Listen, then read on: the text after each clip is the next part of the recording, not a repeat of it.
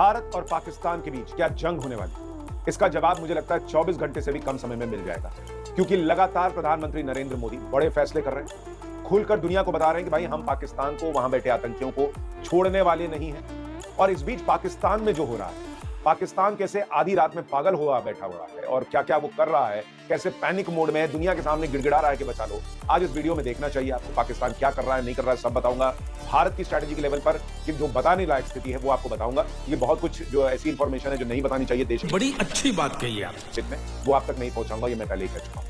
लेकिन इससे पहले कि मैं आज का वीडियो शुरू करूं, आपसे एक अपील करना चाहता हूं। क्या इस पूरे दौर में, जब तक ये संकट का समय है, जब तक ये निर्णायक एक्टिविटी या कार्रवाई भारत करने जा रहा है, क्या हम ये भूल सकते हैं कि हम हिंदू, मुस्लिम, सिख, ईसाई क्या है? क्या हम ये भूल सकते हैं कि हम भाजपाई, कांग्रेसी, आप ये सपाई कौन है? क्या हम ये भूल सकते हैं कि ब्राह्मण, क्षत्रिय, भूमियार, दलित, हम ये सब भूलकर, हम शिया सुन्नी भूलकर, हम सब कुछ भूलकर क्या सिर्फ भारतीय रह सकते हैं? क्या देश हित में ऐसा कर सकते हैं? मोदी से नफरत को थोड़ी देर साइड रख सकते हैं? अगर आप ऐसा कर सकते हैं तो प्लीज इस वीडियो में अपना नाम लिखकर उसके आगे इंडियन जरूर लिखिए, एक कमेंट कीजिए और एक लाइक हमारे देश के फौजियों के लिए, कि कोई भी सैनिक इस वीडियो को देखे तो उसको पता चले कि कैसे देश आज उनके साथ खड़ा है, क्योंकि हमें पता है कि आप हमारे लिए क्या करने जा रहे हैं। मैं भी ये कमेंट जरूर करूंगा, सुशांत इंडियन मैं लिखूंगा कमेंट बॉक्स में। लेकिन सबसे पहले आपको बता देता हूं कि आज की बड़ी खबर, भाई आज एक तो ताबड़तोड़ मीटिंग्स का दौर चल रहा है। CCS cabinet committee on security की बैठक हो चुकी है, खत्म हो चुकी। सीसीपीए राजनीतिक मामलों की कैबिनेट कमेटी की बैठक हुई है, कैबिनेट कमेटी की आर्थिक मामलों की जो कमेटी है उसकी बैठक हुई है, और फिर केंद्रीय कैबिनेट की बैठक हुई। ये सारी बैठकें बताती हैं कि भारत बहुत बड़ा एक्शन करने जा रहा है, क्योंकि आप अपना आर्थिक फ्रंट क्या होना चाहिए उसको भी देख रहे हो, पॉलिटिकल लेवल पर क्या होना चाहिए वो भी देख रहे हो, और सिक्योरिटी के लेवल पर क्या होना चाहिए, सब कुछ अब आज की डेट में फाइनल हो चुका है, लॉक हो चुका है। और पीएम मोदी ने कल ही सेनाओं को, तीनों सेनाओं को खुली छूट दी है कि बहुत आपको जैसे ठोकना है, जब ठोकना है ठोक दीजिए, हम आपके साथ खड़े हैं। ये नेतृत्व देश को चाहिए होता है कि पीएम कहे कि आप चिंता मत कीजिए, वर्ल्ड कम्युनिटी में क्या होगा नहीं होगा, हम हैं ना आपके साथ, कीजिए, ठोकिए, हम हैं। तो अपने सैनिक तो वैसे ही जबरदस्त लोग हैं। और पीएम मोदी का यही बयान पाकिस्तान में जो है वो लोगों की नींद उड़ा रहा है, वो वहां परेशान है। इसी बीच केंद्रीय राष्ट्रीय सुरक्षा सलाहकार बोर्ड में भी पीएम मोदी ने बदलाव कर दिया। तो पीएम मोदी एक के बाद एक ऐसे एक्शन ले रहे हैं जिससे पाकिस्तान में रात में भी खलबली मची है। इस बीच इंडियन आर्मी एक से एक वीडियो डाल रही है। देखिए एक नया वीडियो उन्होंने कौन सा डाला है जिससे फिर पाकिस्तान घबराएगा।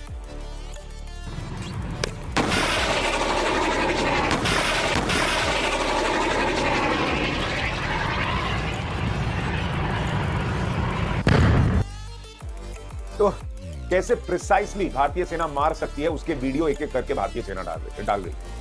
और यहां भारतीय प्रधानमंत्री का जो मजबूत नेतृत्व है वो देश के सामने दिख रहा है, दुनिया के सामने दिख रहा है। और उधर जो पाकिस्तान के प्रधानमंत्री हैं वो भाई साहब अस्पताल में दाखिल हो गए, गुप्त दस्तावेज उनके लीक हो गए। मीडिया रिपोर्ट्स का दावा है कि भाई कहा गया था कि कहीं ये बात लीक नहीं होनी चाहिए, लेकिन वो भाई अस्पताल में बैठा हुआ है, बैठा हुआ नहीं है, लेटा हुआ है, क्योंकि वो बैठने की स्थिति में नहीं है। जो मीडिया रिपोर्ट्स हैं उसमें दावा किया गया है कि शहबाज शरीफ की हालत खराब है, उनको बवासीर हो गया है। सॉरी, किसी की बीमारी पे हंसना नहीं चाहिए, लेकिन नरेंद्र मोदी ने ऐसी हालत कर दी है कि ना उनका पूरा मुल्क बैठ पा रहा है ना खड़ा हो पा रहा है। ये उनके प्रधानमंत्री की हालत है। तो ये बहुत बुरी हालत में है इस वक्त ये लोग। और आप देखिए कितने घबराए हुए। रात के 1:58, ये ट्वीट का जरा टाइम देखिए, रात के 1:58 पर उनका आईएनबी मिनिस्टर है अताउल्लाह तरार, वो रात के 2 बजे सोचिए कह रहा है कि मैं एक बहुत जरूरी जो है वो प्रेस कॉन्फ्रेंस करने जा रहा हूं और मेरे पास कुछ क्रेडिबल जानकारी है। रात के 2 बजे इसने प्रेस कॉन्फ्रेंस की। क्या बोला है सुनिए, फिर मैं आपको बताता हूं कैसे इन लोगों के लूज मोशंस हो रहे हैं। Has credible intelligence that India intends carrying out military action against Pakistan in the next 24 to 36 hours on the pretext of baseless and concocted allegations of involvement in the Pahalgam incident.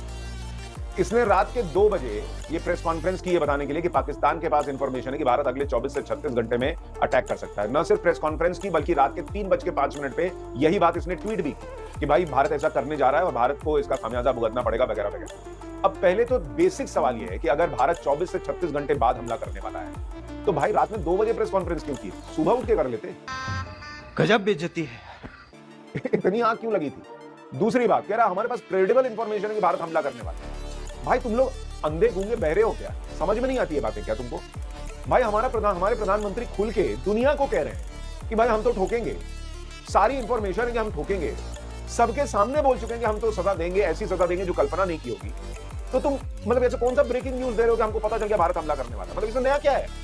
भाई हमारे प्रधानमंत्री खुल के कह रहे हैं कि हम ठोकने वाले हैं, हमारे पास क्रेडिबल इंफॉर्मेशन है भारत हमला करने। अरे भाई क्रेडिबल क्या, इससे बड़ा क्रेडिबल क्या होगा? भारतीय प्रधानमंत्री कह रहे हैं कि हम हमला करने वाले हैं, हम तुमको ठोकने वाले हैं, तुम्हारे आतंकियों को ठोकने वाले हैं।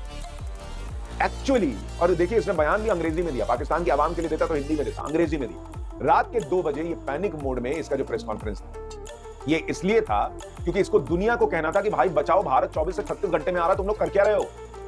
ये वजह थी रात में 2 बजे प्रेस कॉन्फ्रेंस करना, और कोई वजह नहीं थी। क्योंकि ये सुबह उठ के भी जितना ये लेट करेगा तब तक भारत तो ठोक के चला जाएगा, ये वाली स्थिति है, भारत घुस जाएगा। इसलिए इसने रात में 2 बजे प्रेस कॉन्फ्रेंस की कि कोई तो जगह होगा, कहीं तो कोई देख रहा होगा, दूसरी जगह टाइम जोन अलग है, कोई तो देखो, कोई तो बचाओ। ये थी स्थिति, ये इसलिए इसने रात में 2 बजे प्रेस कॉन्फ्रेंस की, और कोई वजह नहीं। इसके पहले भी पाकिस्तान जो है वो यूनाइटेड नेशन से लेकर दूसरी जगहों पर जो है वो गुहार लगा चुका है कि भाई देखो कुछ कीजिए, रोकिए इनको। यूनाइटेड नेशन ने कहा कि भाई हमने बात की है शहबाज शरीफ से भी और भारत के विदेश मंत्री एस जयशंकर से भी, हमने कहा कि थोड़ा दोनों देशों को देखना चाहिए, शांति रखनी चाहिए। एस जयशंकर ने उस पर ट्वीट कर दिया, उन्होंने कहा कि हाँ एक फोन तो आया था यूएनएसडी के एंटोनी गुटेरेस का, हमने उनको कह दिया India is resolve that the perpetrators, planners and backers of this attack are brought to justice. उन्होंने कहा कि हम तो न्याय करेंगे, जिन्होंने हमला किया उनका हिसाब होगा। ये है नया भारत बॉस, यूनाइटेड नेशन को कह रहा है कि ओके वेरी गुड, तुमने कहा कि भाई जो टेररिस्ट अटैक हुआ है उसकी तुमने निंदा की, वेरी गुड, तुमने अकाउंटेबिलिटी तय होनी चाहिए ये कहा, इसके लिए वेरी गुड, लेकिन हमको जो करना हम तो करेंगे। ये है नया भारत, जिससे पाकिस्तान घबराया हुआ कि यार ये तो किसी की सुनी नहीं रहा, ये तो किसी की मानने को तैयार नहीं है। और इन लोगों की जो अलग अलग टैक्टिक चल रही है, आप देखिए, अब एक हामिद मीर है, वहां का पत्रकार है, सोकॉल्ड पत्रकार, उसने लिखा, किसी एक भारतीय डिफेंस एक्सपर्ट का कोई ट्वीट ले लिया और लिखा कि भाई भारत जो है वो पाकिस्तान के सामने कमजोर है, USA will not support India, Russia will remain neutral, but China will fully support Pakistan. मतलब इसके हिसाब से अमेरिका भारत के साथ नहीं है, हमको जरूरत भी नहीं भाई। आपको याद होगा ट्रम्प का एक बयान, ट्रम्प ने कहा था कि मैंने मोदी को कहा था कि तुम्हारा हम मदद के लिए आ जाए, तो मोदी ने कहा था कि हेलो, हमें किसी की मदद की जरूरत नहीं है, भारत अकेला काफी है, तो हमें अमेरिका की जरूरत भी नहीं है। वैसे रशिया न्यूट्रल नहीं रहेगा, ये भी मैं आपको बता देता हूं। जिस तरह से वो कह रहा है, वो लगातार कह रहा है कि हम भारत के साथ खड़े हैं और भारत को जो करना चाहिए वो करना चाहिए। अमेरिका खुद न्यूट्रल नहीं है भाई, उसके तुलसी गबार्ड से लेकर सारे लोग कह चुके हैं कि भारत को जो है वो आतंकवाद की लड़ाई में हम साथ देते। और जहां तक चाइना की बात है, चाइना क्या कर सकता है, क्या कर रहा है, वो मैं आपको इस वीडियो में आगे बताऊंगा। लेकिन उससे पहले जरा हमारे देश के कुछ लोगों को आपको सुना दूं। एक भाई साहब है संजय राउत, सुनिए जरा वो क्या कह रहे हैं, फिर आपको बताता हूं पाकिस्तान में रात भर और क्या क्या हुआ, जरा इनको सुनिए। फ्री हैंड देना ही चाहिए, आर्मी है इसलिए कश्मीर भारत में है, आर्मी को फ्री हैंड तो कश्मीर में भी था ना, फिर भी हमला हुआ है। आपकी जो बात है कि हमने हमारे फौज को फ्री हैंड दिया है, लेकिन पॉलिटिकल लीडरशिप की क्या भूमिका है उसमें? आर्मी के ऊपर छोड़कर आप इस समस्या से अपने आप को झटक नहीं सकते, या ऐसा नहीं है झटक दिया? ये ऐसे ऐसे तो लोग हैं इस देश में, इनको अलग बीमारी है कि कुछ भी मुंह से बोल देना। कह रहे हैं कि ऐसे झटक नहीं सकते, झटकना होता तो ये सब हो ही नहीं रहा होता। सरकार रिस्पॉन्सिबिलिटी ले रही है और इसलिए ये कार्रवाई कर रही है, और कह रहे हैं कि फ्री हैंड दे दिया तो क्या ही बड़ी बात हो गई। भूल गए 26/11 हुआ था, मुंबई में अटैक हुआ था, एयरफोर्स ने कहा था कि हम तैयार हैं, बोलिए पाकिस्तान को ठोकाते हैं। उस वक्त के प्रधानमंत्री ने फ्री हैंड नहीं दिया, नहीं जाने दिया था एयरफोर्स को उधर ठोकने के लिए, डोजियर दिया था, फ्री हैंड नहीं देते थे तब, अब डोजियर देते थे पाकिस्तान को, ये देखो सबूत, ये देखो सबूत। हंसता होगा, मुझे तो लगता है पाकिस्तान उन डोजियर के पन्नों पर जो है ना वो मूंगफली रख के खाता होगा कि क्या ही है, ये लोग डोजियर देते हैं। वो तो 2014 के बाद नरेंद्र मोदी ने जो है वो इलाज करना शुरू किया, तब जाके देश में आतंकी घटनाएं कम हुई। कह रहे हैं फ्री हैंड दे दिया तो क्या ही बड़ी चीज। और ऐसे लोगों को कम से कम आज की डेट में किसी और से नहीं तो ओवैसी से सीखना चाहिए। आप सुनिए ओवैसी पाकिस्तान को लेकर क्या क्या बोल रहे हैं। मलेरिया की दवा नहीं बना सकते, तुम एक मोटरसाइकिल का टायर तैयार नहीं कर सकते, भारत बहुत आगे है, भारत से पंगा मत लो। अल्लाह का शुक्र है कि हमारे बुजुर्ग नहीं गए वहां पर, वरना इन पागलों को हमको देखना पड़ता, जो लोग गए उनको बर्दाश्त कर रहे हैं। हमको पाकिस्तान से कभी मतलब था ना कभी रहेगा। अरे ये तुमको शर्म नहीं है कि तुम तुम्हारे मुल्क को चीन के पास गिरवी करती हो और तुम इस्लाम की बात करते हो? वो चीन जो जिनजियांग में मुसलमानों को 20 लाख मुसलमानों को कैद में बंद कर दिया, जिनको जबरन सूअर खिलाया जा रहा है चीन में, आज वो मिनिस्टर इस्लाम की कामयाबी की बात। तो ऐसे लोगों को कम से कम ओवैसी से सीखना चाहिए, खुलकर खुला खेल रहे हैं बॉस, खुला बोल रहे हैं पाकिस्तान को कि तुम्हारी औकात नहीं है इंडिया के सामने, औकात नहीं है। और याद दिला रहे हैं कि चीन क्या करता है मुसलमानों के साथ। अगर जरा इतना ही ईमान है तुम्हारे अंदर, पाकिस्तानियों के अंदर, तो पहले तो चीन से तोड़ो रिश्ता। अगर इस्लाम की बात करते हो, ईमान की बात करते हो, सुअर का मांस खिला रहा है वहां पर उइगर मुसलमानों को चीन। ये कितने लोग यहां बोल पा रहे हैं? आप 10 चीजों में इत्तेफाक न रखें ओवैसी से, लेकिन आज की डेट में मुझे लगता है बड़ी बड़ी पॉलिटिकल पार्टी के नेताओं से बेहतर बोल रहे हैं और देश के साथ खड़े दिखते। खैर, मैं अब आपको दिखाता हूं पाकिस्तान में रात भर क्या हुआ है। पगलाया हुआ तो है ही कि कहां से मदद मिले, क्या हो क्या ना हो।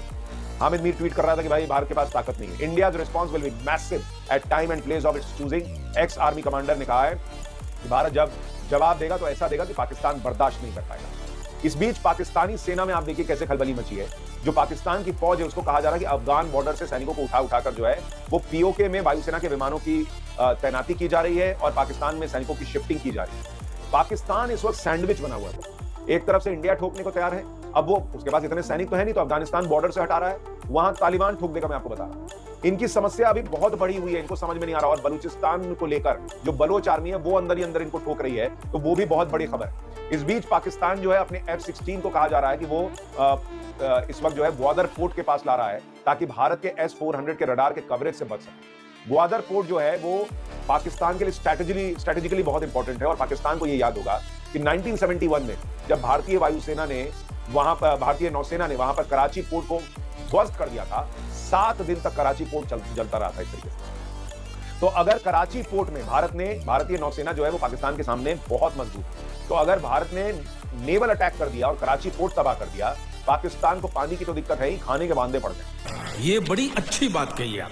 ये आप मान के चलिए, वैसे ही आटे के लिए मार मचती है वहां कराची पोर्ट, वो लाइफ लाइन है उनकी, अगर वो खत्म तो पाकिस्तान के लिए बहुत मुश्किल हो जाएगी। दूसरी बड़ी बात कि ये तो हो ही रहा है कि भाई कराची पोर्ट के पास क्या चल रहा है, पाकिस्तान अपने रडार सिस्टम को जो है वो लेकर आ रहा है LOC के पास। यानी पाकिस्तान को शायद ऐसा लग रहा है कि संभव है कि कश्मीर से एंट्री हो, फिर वो कहता है कि नहीं काम करते हैं, उधर पोर्ट की तरफ भी देख लेते हैं। यही नरेंद्र मोदी ने इन लोगों की हालत करके रख दी, इनको पगला के छोड़ दिया। इनको समझ ही नहीं आ रहा कि भारत किधर से घुसेगा, क्या LOC फांदेगा या फिर एरियल अटैक होगा, वायुसेना करेगी या नौसेना मार देगी, काम करो थोड़ा उधर लगा दो, थोड़ा इधर लगा दो, रडार इधर लगा देते हैं। ये इस तरह से पगला के रह गए। बुखार छुड़ा दिया है नरेंद्र मोदी के सिर्फ स्टेटमेंट ने, अभी हमारे सैनिक घुसेंगे तो सोचिए क्या होगा। इस बीच बलूच आर्मी जो है वो इनको अलग ठोक रही है। BLA strikes again in Pakistan, ISI agent killed in पाजनी region, army warned of escalating attacks. मैंने आपको कल भी संकेत दिए कि पाकिस्तान के पास समस्या सिर्फ ये नहीं कि भारत क्या करने वाला है, पाकिस्तान के पास समस्या ये भी है कि अंदर से भी हमला होगा। और बलोच आर्मी के पास ये शानदार मौका है, उसको पता है कि अगर इधर से भारत आ रहा है, अफगानिस्तान बॉर्डर खाली हो रहा है, वहां पर पाकिस्तान को झेलना पड़ेगा।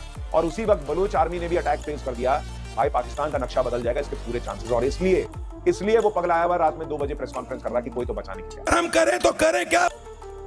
कुछ लोग कह रहे हैं कि भाई ये युद्ध हुआ तो कितने दिन पाकिस्तान टिकेगा। ये पाकिस्तान को भी पता है कि अगर ये युद्ध हुआ, फुल फ्लेजेड वॉर हो गई, तो 40 दिन का असलहा जो है वो भारत के पास मौजूद है, गोला बारूद 40 दिन लगातार नॉन स्टॉप चलाने पर 40 दिन का गोला बारूद भारत के पास मौजूद है और पाकिस्तान के पास मात्र 7 दिन।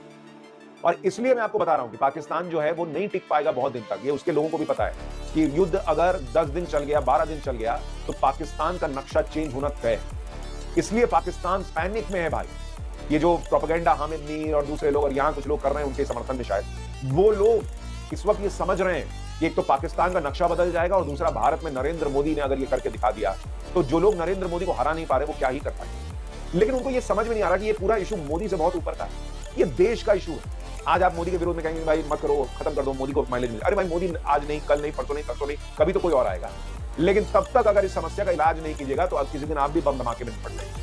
जब आपका कोई अपना मर जाएगा तब आपको समझ में आएगा। और इसलिए मैंने शुरू में कहा कि इस देश की सेना के लिए एक लाइक इस वीडियो में जरूर कीजिए और कमेंट में अपना नाम लिखिए और इंडियन लिखिए, ताकि आपकी पहचान आज की डेट में भारत की है, एक भारतीय की है, ये हमारे देश के सैनिकों को पता चले। खैर आगे आपको ये भी बता दूं, एक पाकिस्तान की मोहतरमा है, उन्होंने कहा है कि भाई वो वक्त दूर नहीं है जब बाबरी मस्जिद की पहली ईंट की बुनियाद में पिंडी से आम सिपाही लगाएगा और उसमें पहली अजान पाकिस्तान का सिपासलार असीम मुनीर देगा। तो ऐसे ख्वाब ये देख सकती हैं, लेकिन इसमें एक चीज हो सकती है कि भारतीय सुप्रीम कोर्ट ने बाबरी मस्जिद के जगह दूसरी मस्जिद बनाने के लिए एक जमीन दे रखी है मुस्लिम पक्ष को। तो जब हम मान लीजिए पाकिस्तान को कंट्रोल कर लेंगे, वहां का आसिम मुनीर जो है उसको हम लेबर की तरह यूज कर सकते हैं। उस जगह, वो जगह जो मुसलमानों को दी है, वहां ईंट लगाने के लिए हम पाकिस्तान के सिपाही को यूज कर सकते हैं। गजब बेइज्जती है। क्योंकि और क्या करेंगे, उसको बैठा के खिलाने से अच्छा है कि उसको लेबर की तरह यूज कर लेंगे, वहां उसको लगाएंगे, वो मस्जिद बनाएगा वहां पर मुस्लिम भाइयों के लिए। आसिम मुनीर जो है उसको बोलेंगे तुम भी लगो, वो वहां पर जो है आसिम मुनीर अजान तो नहीं दे पाएगा, लेकिन हाँ वो कुछ चूना वूना लगा सकता है वहां पे, वहां पेंटिंग वेंटिंग का काम दे देंगे, इतना कर सकते हैं। भाई बंधक बना के रखने से अच्छा है कुछ काम करेगा, देहात जो है ऐसे बैठे बैठे खुल जाता है, बिरयानी कितना खिलाए। तो ये खैर, चीन ने पाकिस्तान को आनंद फानंद भेजी है PL-15 मिसाइल। पाकिस्तान इसकी फोटो डाल रहा है, मतलब अभी प्रोपेगेंडा वॉर भी कर रहा है कि भारत को लगेगी भाई हम तो पूरा तैयार है। भाई ये भी नहीं टिकेगी, भारत के पास राफेल और मेटियर मिसाइल, सुखोई 30 MKI और अस्त्र मिसाइल है। और सबसे बड़ी बात, जिस PL-15 की बात हो रही है कि पाकिस्तान उसका इस्तेमाल करेगा, वो PL-15 जिस JF-17C विमान में लगाने की बात पाकिस्तान करता है, वो विमान जो है JF-17C वो कबाड़ है भाई। वो दुनिया भर की मिलिट्री रिपोर्ट्स हैं जो कहती हैं कि भाई ये 2 कौड़ी का प्लेन है, फाइटर जेट है। चीन अपने यहाँ इसका इस्तेमाल नहीं करता, वो उसको सटा दिया पाकिस्तान में। वहां के सैनिकों ने पैसा खाया होगा, आर्मी चीफ वगैरह ने ले लिया, लो लगाओ। और अब उसी कबाड़ के भरोसे ये भारत को के सामने टिकने की बात कर लो यार, ये सबसे नहीं होना। और सबसे बड़ी बात मैं आपको बताऊं, एक चीज हमेशा ध्यान रखिए, हथियार कितने हैं इससे ये मायने रखता है, लेकिन एक लेवल तक। उसके बाद कलेजा कितना है ना, ये मायने रखता है। स्किल कितना है, ये मायने रखता है। और हमारे भारत के सैनिक, जो उनके पास जज्बा है, जो जोश है, जो हुनर है, उसके सामने ये पाकिस्तानी नहीं टिकते। और इसीलिए ना 65 में टिके, ना 71 में टिके, ना 99 में टिके। अपनी मर्जी से बाजार से सस्ते भाव में खरीद के मेडल लगा लेने से कुछ नहीं होता। पब्लिक पूछती है भाई तुमने मेडल किस बात का लगाया, जीते तो हो नहीं कोई वॉर। इसलिए ये निर्णायक समय है जब ये कार्रवाई होगी। और मुझे लगता है कि शायद संभव है कि जो पाकिस्तान के आईएनबी मिनिस्टर कह रहे हैं 24 से 36 घंटे का समय, शायद उससे भी कम समय बचा हो पाकिस्तान के पास। आज की रात पाकिस्तान के लिए बहुत भारी हो सकती है। आपकी राय क्या है, कमेंट करके बताइएगा। दोस्तों नमस्कार, वीडियो पसंद आया हो तो लाइक और शेयर करें। ऐसी न्यूज़ देखने के लिए हमारे YouTube चैनल को सब्सक्राइब जरूर करें। धन्यवाद। जय श्री राम।